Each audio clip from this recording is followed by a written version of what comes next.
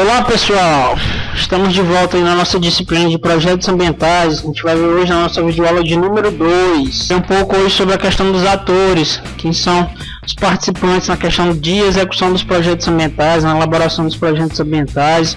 A gente vai saber quem são esses atores, como que eles estão envolvidos. Veremos também um pouco sobre a questão dos órgãos internacionais, são órgãos que participam diretamente na questão de financiamento de projetos ambientais, no acompanhamento de projetos ambientais.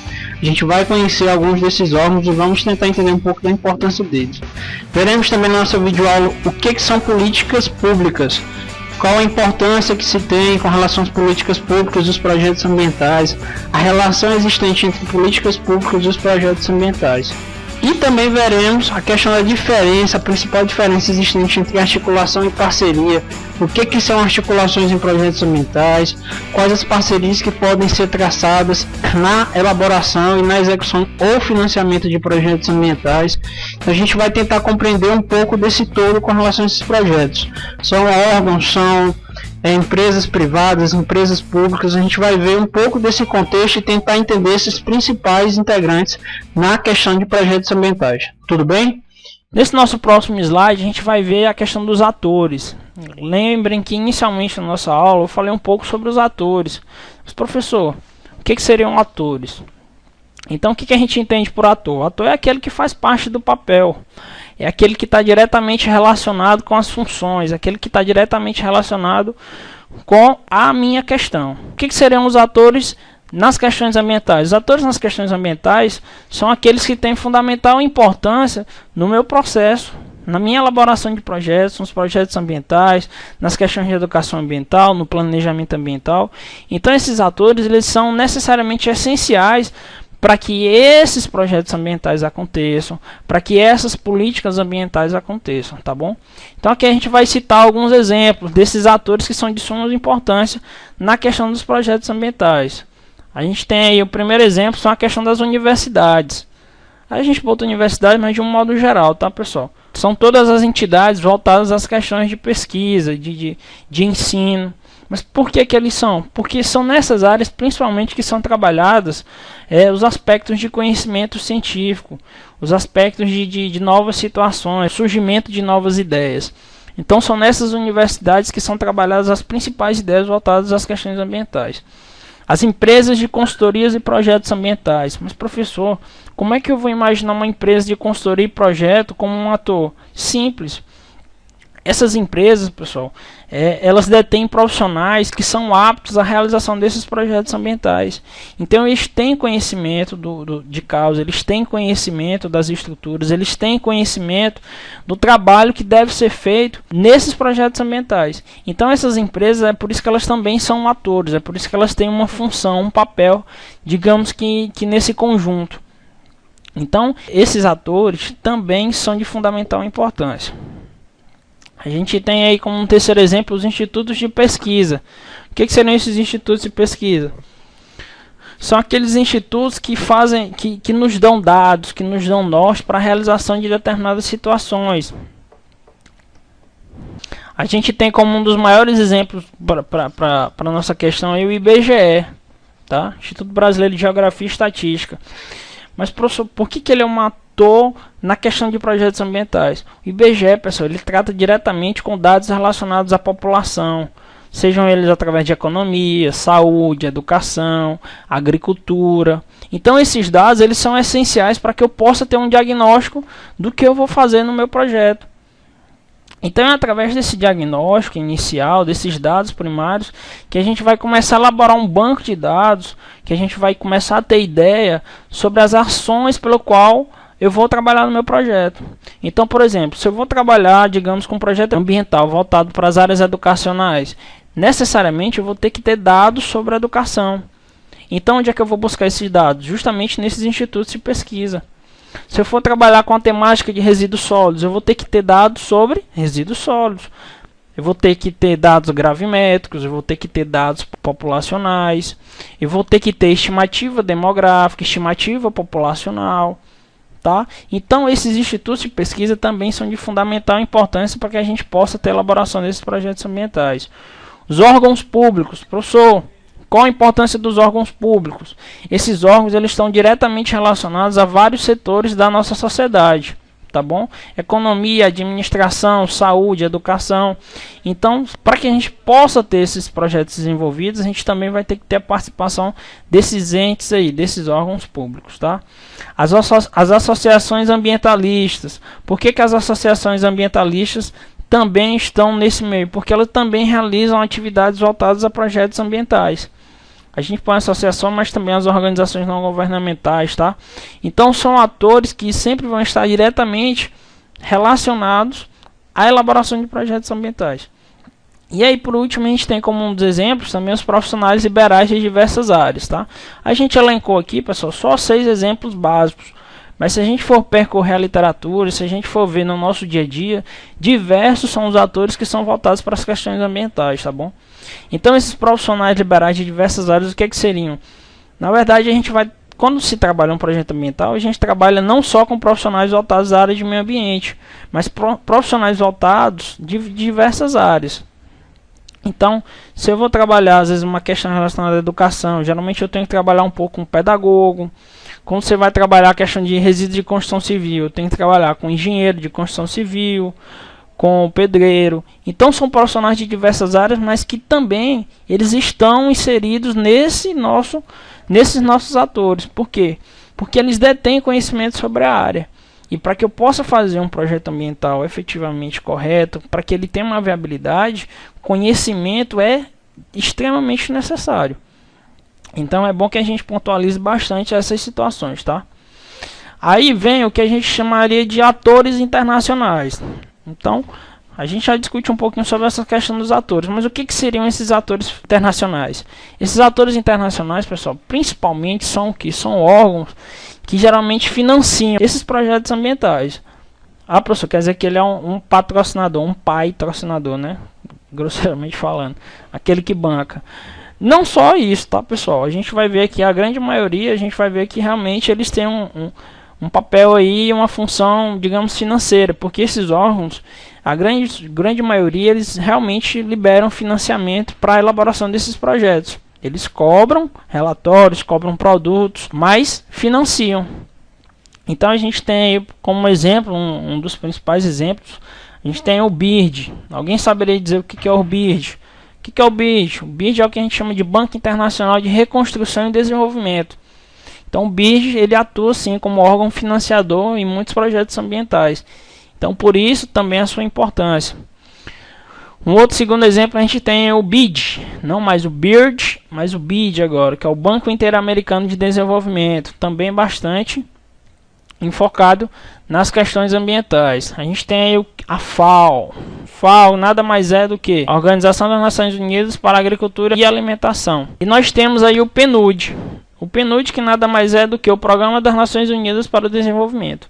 Então a gente tem basicamente o exemplo de 4 atores internacionais, atores que trabalham diretamente com as questões ambientais e que estão diretamente relacionados à elaboração de projetos ambientais. Eles são, na sua grande maioria, são órgãos financiadores, são órgãos que de certa forma dão subsídios para que esses projetos ambientais aconteçam, tá bom? Agora a gente vai entrar numa esfera bastante discutida na questão das políticas, nas políticas ambientais, tá? Na questão dos projetos ambientais. É o que a gente chama de políticas públicas. Mas o que seriam políticas públicas? Políticas públicas nada mais são do que o conjunto de ações ou normas de caráter estatal, visando determinados objetivos. Então, políticas públicas são políticas que são o quê? Que são traçadas, que são organizadas por quem? Pelo Estado. Então são políticas que inicialmente são organizadas pelo Estado, visando determinados objetivos. Então esse Estado ele vai ter o quê? A função de organizar ações, de ver normas, de tentar organizar determinada situação para que ele possa alcançar determinado objetivo. Então isso grosseiramente seriam políticas públicas. Então a formulação dessas políticas públicas elas se pautam principalmente num processo dinâmico. Mas o que é isso, professor?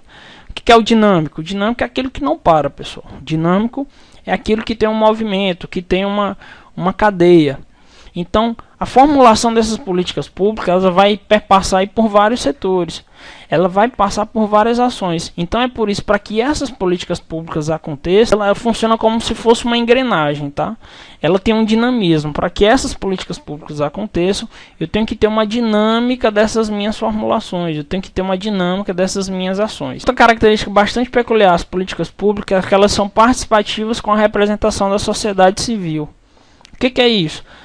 Embora o conceito diga que ela tenha uma norma de caráter estatal, a participação da sociedade civil ela é de fundamental importância. É você, como representante da sociedade civil, que vai dizer o que não está, de certa forma, lhe agradando. Qual a questão ambiental que para você ela é, de certa forma, importante. É por isso que a gente tem aí essa representação através da sociedade civil, tá bom? Então essa representação ela é necessária para que esse processo aconteça. Se eu não tiver uma participação popular, como é que eu vou saber organizar? Como é que eu vou propor projetos ambientais? Se quem está diretamente ligado às questões ambientais, ao ordenamento ambiental é o povo. É por isso que daí vem o que a gente chama de orçamento popular, o que a gente vê os diversos programas que existem, orçamento popular, em Teresina especificamente a Agenda 2015, plano diretor, nada mais são do que políticas que visam o quê? Que visam justamente ter esse dinamismo, essas características de representação da sociedade civil. Agora, esse último item é uma observação importante, tá, pessoal?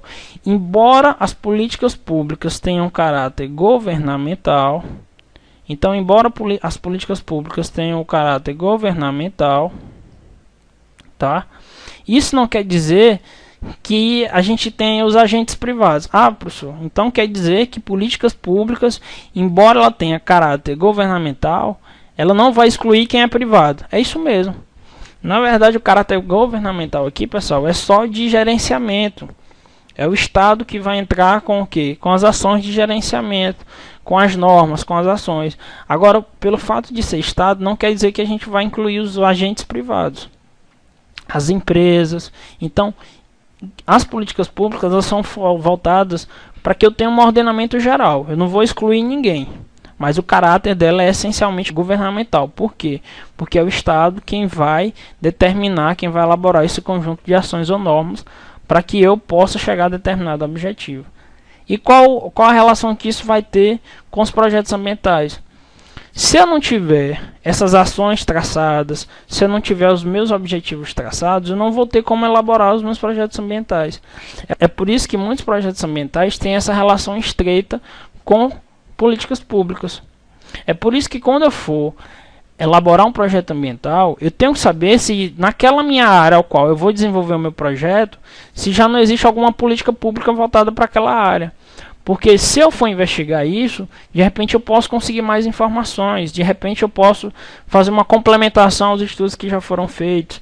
Então isso é de grande importância, eu entender qual o sentido, eu entender a fundamentação dessas políticas públicas. A gente vai falar um pouco sobre a questão das articulações, tá? A gente falou um pouco sobre políticas públicas e o que seriam essas articulações. As articulações, pessoal, nada mais seriam do que a relação que se estabelece entre indivíduos e determinadas entidades do poder público ou da sociedade civil. Então, é como se fosse uma amizade aqui.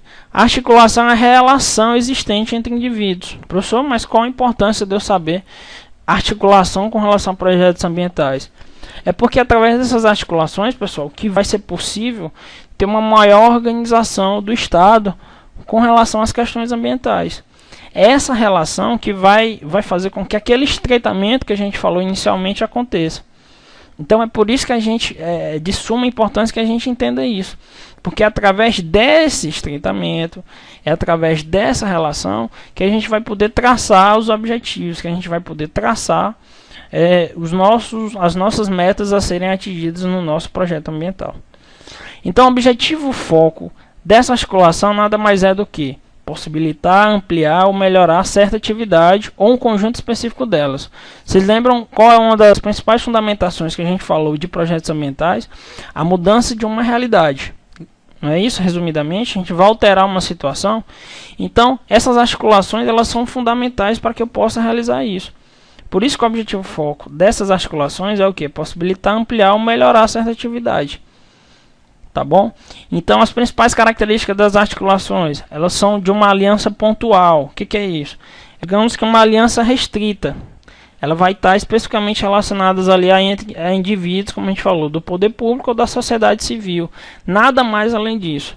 Ela é pontual, ela tem um estreitamento menor. Outra característica bastante conhecida com relação às articulações é que elas são de curto ou curtíssimo prazo. Tá bom? Então, eles têm essas duas principais características, as articulações. A parceria, ela já se diferencia da articulação. Professor, articulação, parceria, qual a principal diferença? Então, a parceria, ela se diferencia da articulação, por quê? Porque a parceria, a sua definição seria o seguinte: a união e a organização de pessoas ou de instituições com interesses comuns e fim específico. Notem que quando a gente fala em parceria, a gente tinha basicamente o quê? A relação entre indivíduos com o poder público ou sociedade civil. Aqui a gente já tem uma abrangência maior, tá? Ela é a união e a organização de pessoas ou de instituições. Então eu tenho aqui um leque maior.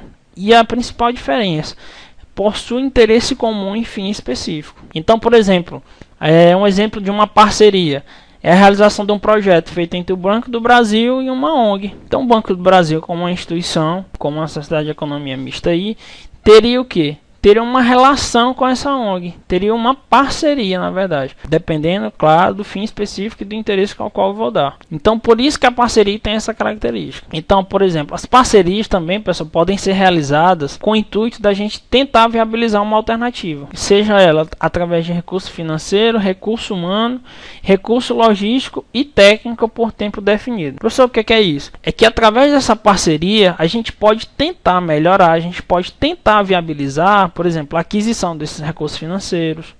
É o que a gente citou agora há pouco. A ONG, de repente, ela está com o projeto todo trabalhado, ela tem recurso humano para que possa trabalhar, ela tem técnico capacitado para que possa trabalhar, mas de repente ela não tem um recurso financeiro.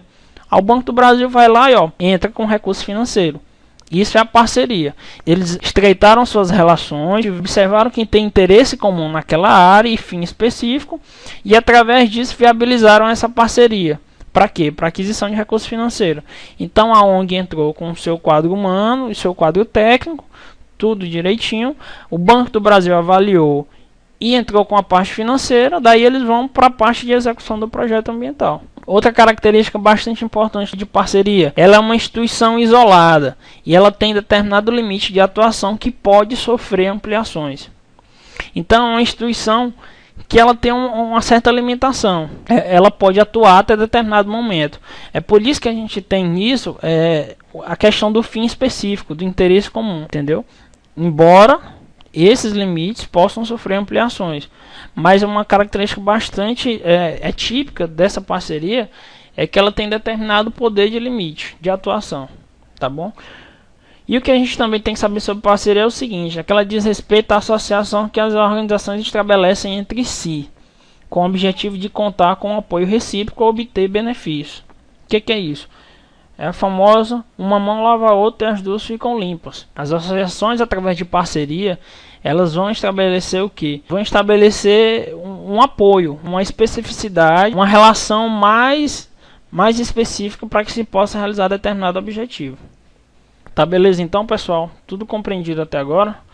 Então, para que a gente possa ter uma noção melhor, tá, desses parceiros, dessas parcerias, tô colocando aqui exemplo de alguns dos parceiros mais conhecidos aí, voltados nessas questões ambientais, nesses projetos ambientais, tá? A gente tem o Santander, Banco do Brasil, a Petrobras, que é muito divulgada com relação a essas ações e projetos ambientais, e a Vale também, que é ampliamente difundida aí com relação aos seus projetos ambientais e as suas parcerias para que esses projetos possam ser executados, tá bom? Então, quando a gente, resumidamente, a gente viu na nossa aula que os projetos ambientais eles permeiam em várias questões, né? A gente viu as noções preliminares, a gente viu a função desses projetos ambientais, a importância deles, né?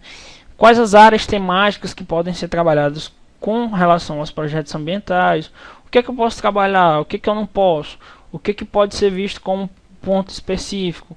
A gente viu um pouco aí também sobre a questão das ações ambientais que foram elencadas ao longo do tempo, a importância dessas ações com relação aos projetos ambientais. A gente viu aí os atores envolvidos, sejam eles a nível nacional ou nível internacional. A gente viu o que são as parcerias, o que são as articulações, quais as principais diferenças. Então, tudo isso são conhecimentos necessários, pessoal, para que a gente possa ter uma noção inicial desses projetos ambientais. É a partir disso que a gente vai começar a entender os elementos que devem necessariamente existir nos projetos ambientais. Então isso é o que a gente vai ver nas próximas aulas. Quais são os elementos que devem existir para que eu possa ter um projeto ambiental viável, tá? Então, em meio a todos esses dados que a gente viu, a gente cai numa pergunta que ela é bastante discutida, né, com relação a projetos ambientais. Mas qual que é esse X? Qual que é a temática que é bastante trabalhada na elaboração de projetos ambientais? O que eu preciso entender para que eu possa fazer a elaboração dos meus projetos ambientais de uma forma segura, de uma forma viável? Sabe o que eu responderia para vocês? Esse nosso segundo item aqui, ó, análise ambiental. Análise ambiental, professor? Isso, análise ambiental. Eu só posso propor algo novo, eu só posso elaborar algo, eu só posso discutir algo se eu tiver conhecimento daquele algo.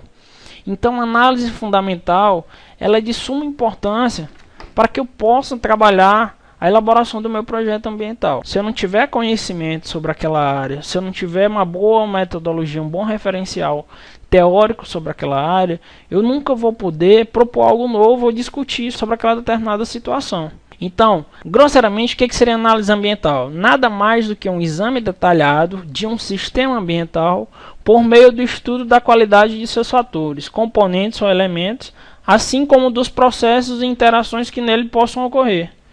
Então, nada mais é do que um estudo detalhado dos elementos que compõem aquela situação ambiental, pessoal, aquele sistema ambiental. Então, essa análise ambiental, essa minha característica ambiental, essas minhas qualidades, esses fatores ambientais, esses elementos ambientais, as interações que existem entre esses elementos, ela é de fundamental importância para que a gente possa entender a análise ambiental, para que a gente possa fazer um projeto ambiental viável, tá bom? Então a finalidade dessa análise ambiental é justamente o quê? Entender a natureza e determinar as características essenciais que norteiam esse meio ambiente. Só posso entender meio ambiente, relembra o que a gente viu nessa aula, se eu passar a compreender os três meios que vão formar esse meio ambiente: meio biótico, meio antrópico e meio físico. A partir do momento que eu desconsidero qualquer um desses meios, eu já deixo de trabalhar com a questão ambiental. Só existe meio ambiente a partir do momento que a gente passa a entender a interação entre esses três meios. Tudo bem, pessoal? Obrigado pela aula de hoje, tá? Obrigado pela atenção. Sucesso para vocês. Qualquer dúvida, tá? Vocês podem acessar aí, tá me repassando o e-mail wmaico@if.edu.br. Qualquer nova discussão, qualquer dúvida, vocês podem repassar que eu com muito prazer vou atender vocês, tá bom?